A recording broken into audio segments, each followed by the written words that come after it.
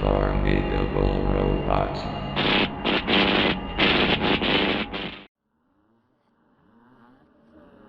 Back in 2015, I got this super cheap clunky Android tablet at a drugstore. I never thought to put any care into it, so I more or less just used it as a guinea pig. I'm looking at you, Professor Marmalade.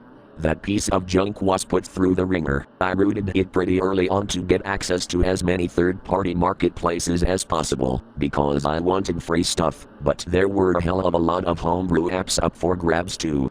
One of those apps had always come off as strange, Talking Gumball. I don't even remember downloading it. Its main allure to me was that it would never start. It's foggy now, but I remember this ancient angry emoji paired with some text along the lines of, "Wait your turn." I'd be checking in pretty regularly just to see if it would ever be my turn. One day it was. I want to start off by saying that it was very oddly designed. It was clearly using a custom 3D model. I'd give it more credit if it wasn't for how stuffed and off-model it looked, and the background didn't look like it came from the show at all. I distinctly remember 4 buttons at the top of the screen, 2 of which I remember pretty vividly, Talk and Hurt. The bluntness of the latter made me a bit uncomfortable. The game itself was noticeably quiet. None of the idle animations had any sort of sound attached. I tried talking to Gumball. He responded in the same high-pitched voice as every game in this niche, and blatantly lacked a talking animation. He just kept drifting in his chair.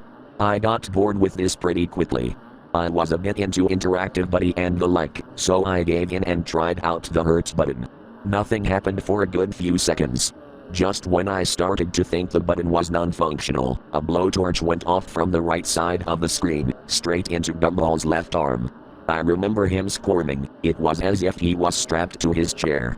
The flame quickly burned a black hole in his shirt as the squirming became more and more violent. In a panic, I turned the tablet on its face and took a minute to bask in the silence. It felt like my ears started to swell. In that moment, it felt like Gumball was real. It felt like I had turned my back on a friend and left him to die. Even at 9 years old, I felt a moral obligation to face it head on. I turned the tablet back up. It was still going. Gumball was nearly convulsing at this point, desperately trying to get out. In a panic, I looked through the UI for any sort of option to reverse what I did. There wasn't. All I was left with was the Hurt button, and with no better option, I pressed it. I prayed. That's when a saw blade shot out of the top left. It struck his leg. I threw the tablet in shock and stumbled to the corner of my room. I felt sick. With my head in my hands, I couldn't help but stare at the tablet. The screen was pitch black, and visibly cracked. It was broken. In fear that my parents would try to repair it and find out about what I did, I hid it inside an old binder and claimed I lost it. It was a cheap tablet anyways. Years later, I chalked it up to a horror game trying to bait kids. I always bring it up to my friends as a haunted game. It's nothing more than a bit at this point. Recently though, I stumbled upon the tablet again while flipping through old school work. Miraculously, it started charging.